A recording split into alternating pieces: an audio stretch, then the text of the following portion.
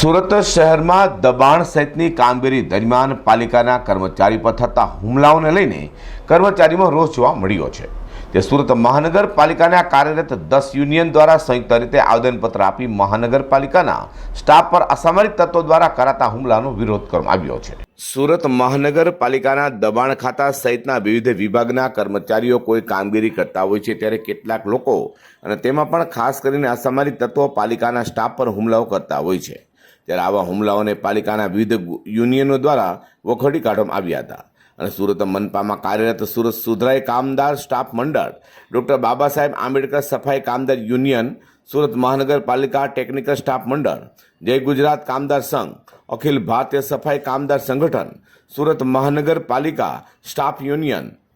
નવયુવાન કર્મચારી સેવા સંઘ, સુરત મહાનગરપાલિકાનો ટેકનિકલ સ્ટાફ મંડળ, Surat municipal corporation sanitary inspectors association અને અખિલ ભારતીય સફાઈ મજદૂર સંગઠન તરફથી સુરત મહાનગરપાલિકાના કમિશનરને એક આવેદનપત્ર આપવામાં આવ્યું હતું અને જણાવ્યું હતું કે સુરત મહાનગરપાલિકાના કર્મચારીઓ અને કામદારોની ઉપર વિવિધ કામગીરી દરમિયાન જાહેર જનતા તરફથી અને કેટલાક અસામરિક તત્વો તરફથી જે હુમલાઓ થાય છે તે નિંદનીય છે। જેથી પાલિકાના કર્મચારીઓ પર થતા હુમલાઓ બંધ થાય તે માટે હુમલો કરનારાઓ સામે કડકમાં કડક પગલાં લેવામાં આવે તે માંગ કરવામાં આવી છે। હું મોહમ્મદ ઇકબાલ શેખ, પ્રમુખ સુરત સુધરાઈ કામદાર સ્ટાફ મંડળ।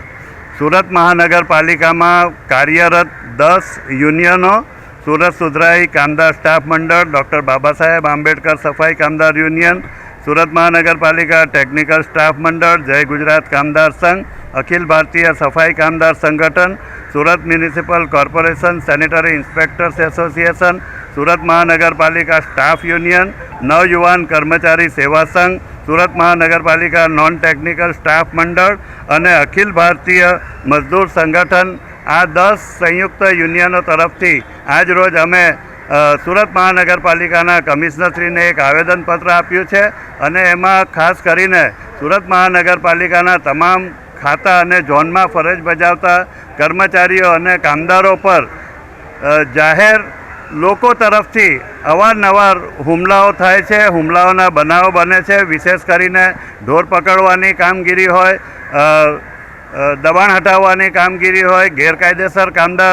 ગેરકાયદેસર જે કામ થયેલ હોય એને દૂર કરવાની કામગીરી હોય, આવા ઘણા સંજોગોમાં સુરત મહાનગરપાલિકાના કર્મચારીઓ કામદારો ઉપર અવારનવાર હુમલા થાય છે। જેથી આજે અમે એક આવેદનપત્ર આપીને કમિશનરશ્રીને જણાવ્યું છે કે આવી જે કામગીરી કરવાની હોય ત્યારે